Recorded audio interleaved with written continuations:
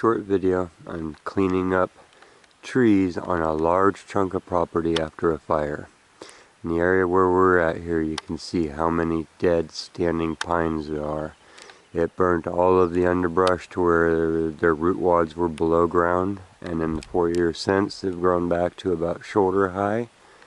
What you see is bay trees and manzanita and everything else growing back. The taller stuff, which was digger pines, are completely toasted off, leaving all this standing devastation. On this property, we've cut down, probably over 200 trees, no exaggeration, when you actually start zooming in on the amount of stumps. And it's hard to get the whole scope because a lot of them are hidden, and you got to realize that each one of these clumps of brush had tall, dead sticking out of it too. Now, this is a property that I've been working on for multiple years. Now if you look at it, these are just dormant. It's an oak and a mimosa. But this property here is basically cleared out of all of its large trees.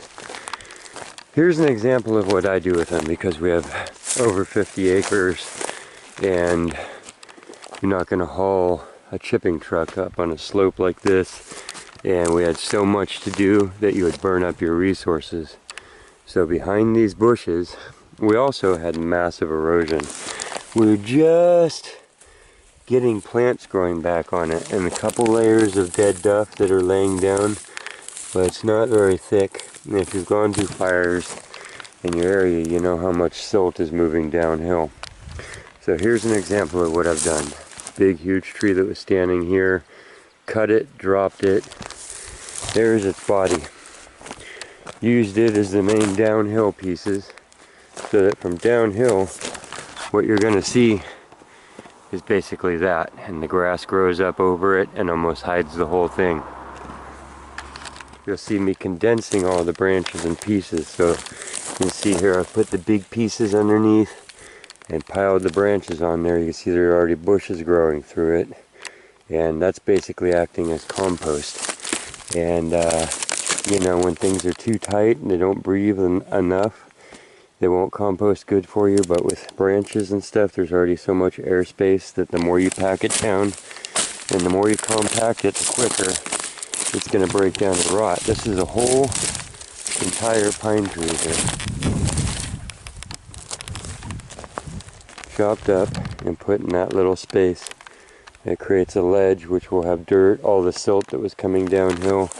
You can see kind of swamped the back end of it here, and grass grew through it. And that's the size of it is. Took an entire pine tree. If you ever cut a pine tree up, you know how big of a space all the branches can be, and what a mess. And we did a lot of fires. But like I say, 53 acres and the entire thing burnt, and there was probably 10,000 trees on it. So we had to do the ones closest to the house to clean it up, to keep things from falling down and ruining infrastructure, and also just to not be sitting in a dead snaggy forest like you see across the way on the other properties that are more cowland, that don't have homes on them, where things are just falling down. And so if you look here, you see a landscape of little flat gray areas barely sticking out of the grass, and that's more of these, and just logs with things shoved behind them. And I tried to lay everything horizontal to the slope so that the soil moving down the hill, which can be truckloads, you know, literally fill your ditches after a fire, would pile in against them and create natural ledges. Stump, stump, stump, stump. Little trees, there's a billion little ones that we just fell over. You can't see anymore. Stumps, stumps, stumps, stumps, stumps. It goes like that. Basically, we went up to the steep part of the hill. This is all old goat pasture. Some of them I never even got to dicing up. They're so far in the background. You can see off in the distance. Stump, stump, stump, stump. And I'm not going to walk you through the whole place. This was a deep little forest here, so that was all stumps. And anywhere where a tree was growing back, what we've done, like this right here, this was a huge bay tree. It died, but it has all of its roots coming back, which will push up a thicket. So we chose 4 out of probably the 20 trunks that came back. And it'll push all of that huge old growth root wad into those new growth and grow way quicker than a brand new tree because it has the root system of a mature tree. If you let them grow into a thicket, they will. If you prune them down to one or several main trunks and then start branching them up, skirting them up a little bit, then all that energy will be put into their top branches and into just those 4 trunks, and they'll go even faster.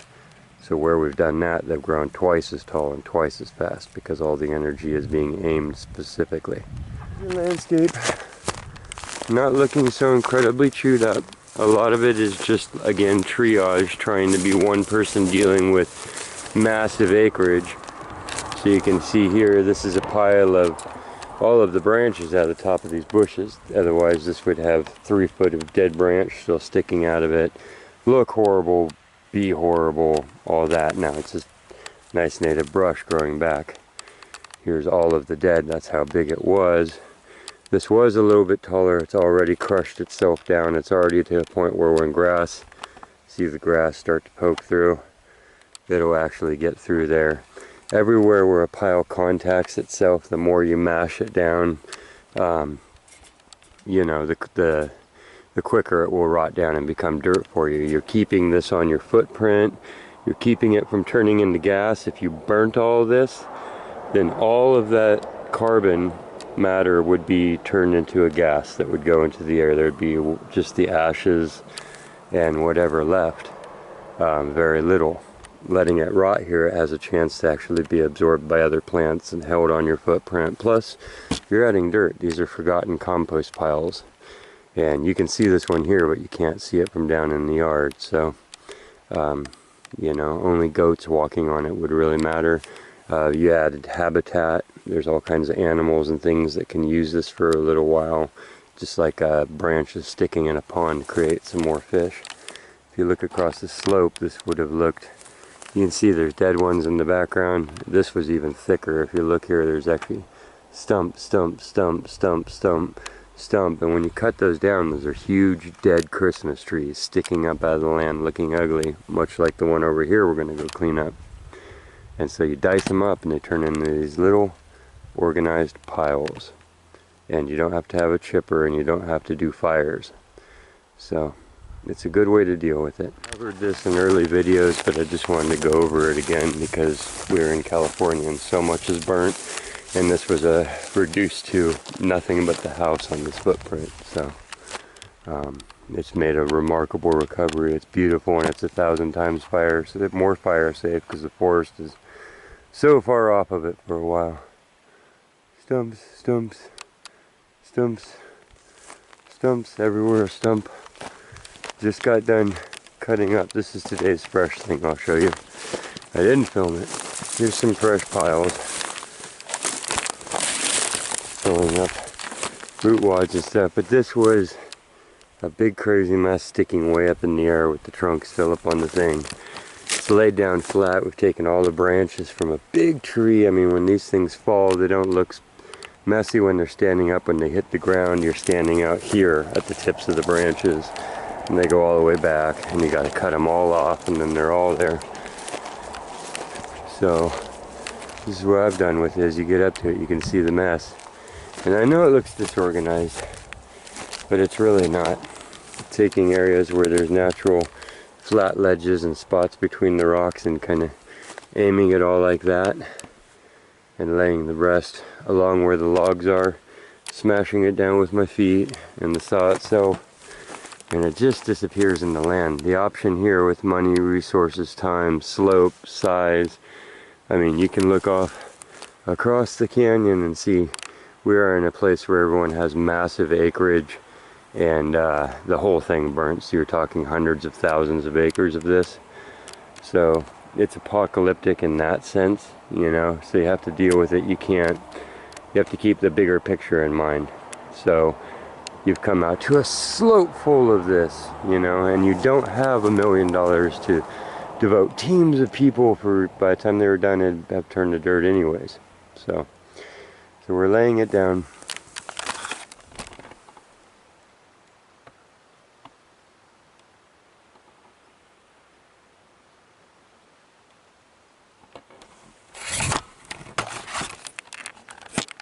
And it's basically on the ground now. It's all in contact with the earth, so that all the microbes and things that rot on it, all its natural process can take effect.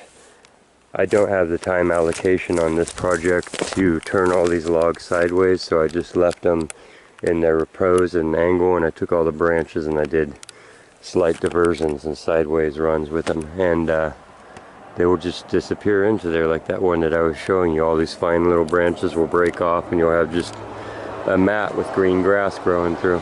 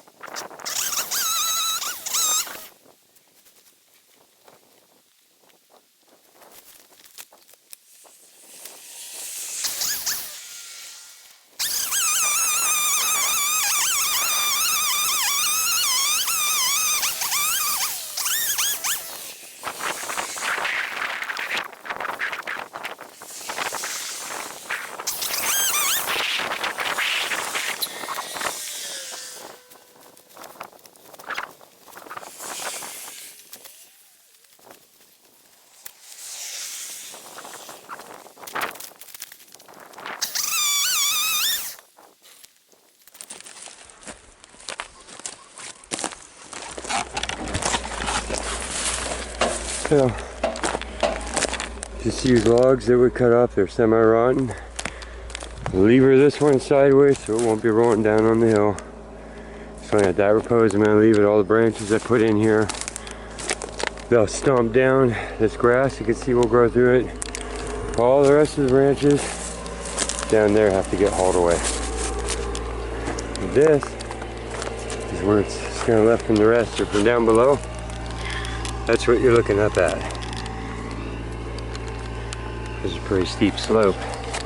And it washes down, it spills in the back, that rods down, and that's it. There's a look uphill, so the repose is basically a bunch of flat. And that's going to be that.